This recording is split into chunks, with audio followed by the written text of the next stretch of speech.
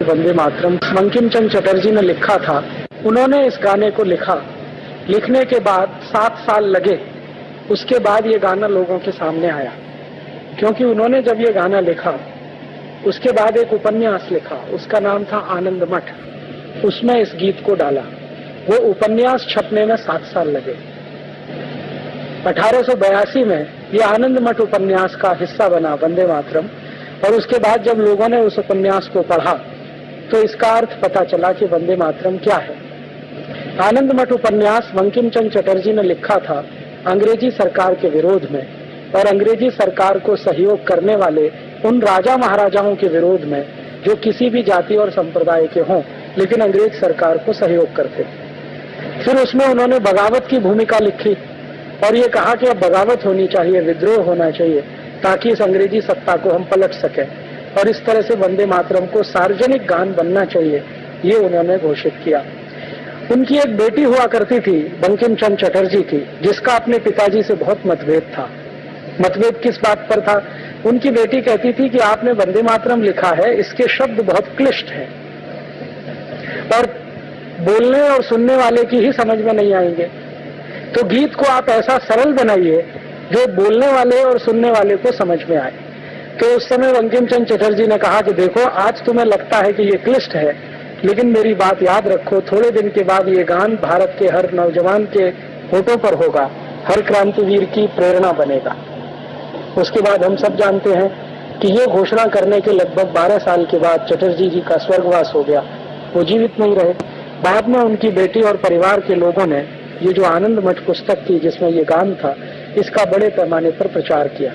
वो पुस्तक पहले बांग्ला में बनी, फिर बाद में उसका मराठी हुआ, हिंदी हुआ, तमिल, तेलुगु, कन्नड़, बहुत सारी भाषाओं में छपी और उस पुस्तक ने क्रांतिकारी जोश भरने का काम किया।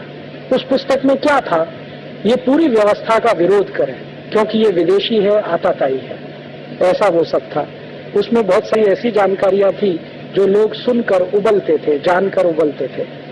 अंग्रेजी सरकार ने बार बार इस पुस्तक पर पाबंदी लगाई, कई बार इसके बहुत सारे अंश काट छांट दिए, कई बार इसको जलाया गया, लेकिन पुस्तक की मूल प्रति किसी न किसी रूप में सुरक्षित रही, तो ये आगे बढ़ती रही। 1905 में अंग्रेजों की सरकार ने बंगाल का बंटवारा कर दिया। एक अंग्रेज अधिकारी था करजन, उसने बंगाल को 2 हिस्सों में बांट दिया, एक पूर्वी बंगाल, एक पश्चिमी बंगाल। पूर्वी बंगाल था मुसलमानों के लिए, पश्चिमी बंगाल था हिंदुओं के लिए। हिंदू और मुसलमान के आधार पर यह भारत का पहला बंटवारा था। तो भारत के कई सारे ऐसे लोग जो जानते थे कि आगे क्या हो सकता है, उन्होंने इस बंटवारे का विरोध किया और बंग भंग के विरोध में एक आंदोलन शुरू हुआ।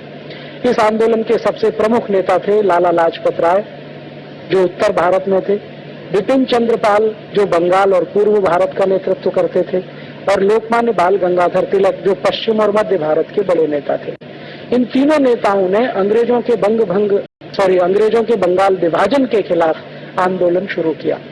और इस आंदोलन का एक हिस्सा था अंग्रेजों भारत छोड़ो, अंग्रेजी सरकार से असहयोग करो, अंग्रेजी कपड़े मत पहनो, अंग्रेजी वस्तुओं का बहिष्कार करो। और दूसरा हिस्सा था पॉजिटिव कि भारत में स्वदेशी का निर्माण करो, स्वदेशी के पथ पर आगे बढ़ो। लोकमान्य तिलक ने इस आंदोलन को अपने शब्दों में स्वदेशी आंदोलन कहा। अंग्रेजी सरकार इसको बंग भंग विरोधी आंदोलन के नाम से कहती रही। लोकमान्य तिलक कहते थे ये हमारा स्वदेशी आंदोलन है। ये 6 साल चला। इस आंदोलन की ताकत इतनी थी कि अंग्रेजों के खिलाफ जो उन्होंने कहा वो पूरे भारत ने स्वीकार कर लिया। जैसे उन्होंने ऐलान किया कि अंग्रेजी कपड़े खरीदना बंद करो, करोड़ों भारतवासियों ने अंग्रेजी कपड़े पहनना बंद कर दिया। और उसी समय भले हिंदुस्तानी कपड़ा मिले, मोटा मिले, खादी का मिले, वही पहनना है। फिर उन्होंने कहा अंग्रेजी ब्लेड का बहिष्कार करो, तो भारत के लाखों नाइयों ने अंग्रेजी ब्लेड से दाढ़ी बनाना बंद कर दिया, वो उस तरह हिंदुस्तान में वापस लौटा। फिर लोकमान्य तिलक ने कहा अंग्रेजी चीनी खाना बंद करो, क्योंकि शक्कर उस समय इंग्लैंड से बनकर आती थी, भारत में गुड़ बनता था, तो हजारों लाखों हलवाइयों ने गुड़ डालकर मिठाई बनाना शुरू कर दिया।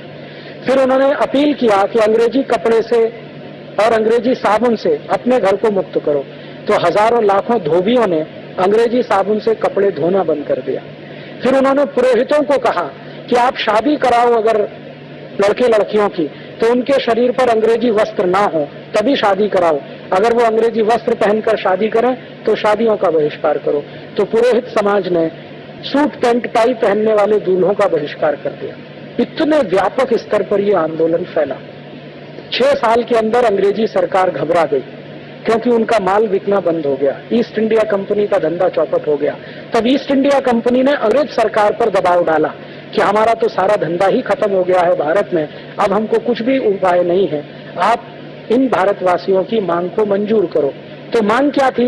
एक मुख्य मांग थी कि बंगाल का जो बंटवारा किया है हिंदू मुसलमान के आधार पर, ये वापस करो। हमें संप्रदाय के आधार पर बंटवारा नहीं चाहिए। पर आप जानते हैं कि अंग्रेजों की सरकार ने झुकना स्वीकार किया और 1900 में डिवीजन ऑफ बंगाल एक्ट कानून वापस लिया गया और बंगाल को फिर से एक किया गया। तब लोकमान्य तिलक को यह समझ में आ गया कि अंग्रेजों को झुकाना है तो इनका बहिष्कार ही सबसे बड़ी उपाय है और ताकत है।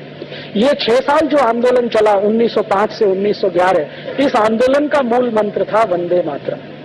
ये जितने कार्यकर्ता थे, लोकमान्य तिलक, लाला लाजपत राय, विपिन चंद्र पाल के साथ काम करने वाले, उनकी संख्या 1,20,00,000 से ज्यादा थी। वो हर कार्यक्रम में वंदे मातरम का उद्घोष करते थे। कार्यक्रम की शुरुआत में वंदे मातरम गाते थे, कार्यक्रम के अंत में भी वंदे मातरम गाया जाता था। बाद में क्या हुआ कि 1911 में लोकमान्य तिलक और इन सब लोगों के दबाव में और बंगाल में इतना जबरदस्त आंदोलन हो गया, उसके दबाव में अंग्रेजों की सरकार ने भारत की राजधानी को कलकत्ता से दिल्ली शिफ्ट कर दिया। अंग्रेजों को ऐसा लगता था कि अब हम कलकत्ता में सुरक्षित नहीं है, क्योंकि बंगाल इस आंदोलन का केंद्र था। तो उन्होंने अपने को सुरक्षित करने के लिए कलकत्ता से भागकर दिल्ली में शरण ली और 1911 में दिल्ली भारत की राजधानी बन गई। उसके बाद अंग्रेजों ने एक दूसरा काम किया कि भारत के लोगों को शांत करने के लिए, जो अंग्रेजों के खिलाफ विद्रोह से भरे हुए थे, अंग्रेजी राजा को भारत में आमंत्रित किया। जॉर्ज पंचम भारत में आया सन 1911। और जब जॉर्ज पंचम भारत में आया तो इन अंग्रेज अधिकारियों ने जॉर्ज पंचम के स्वागत के लिए एक गीत लिखवाया और उस गीत का नाम है जनगण मन अधिनायक जय भारत भाग्य विधाता। क्योंकि इस गीत के सारे शब्द अंग्रेजी राजा जॉर्ज पंचम की स्तुति का गान है। जन गण मन अधिनायक, अधिनायक माने सुपर हीरो, भारत की जनता है, भारत के जो लोग हैं उनके तुम सुपर हीरो, तुम्हारी जय हो। माने कौन? जॉर्ज पंचम।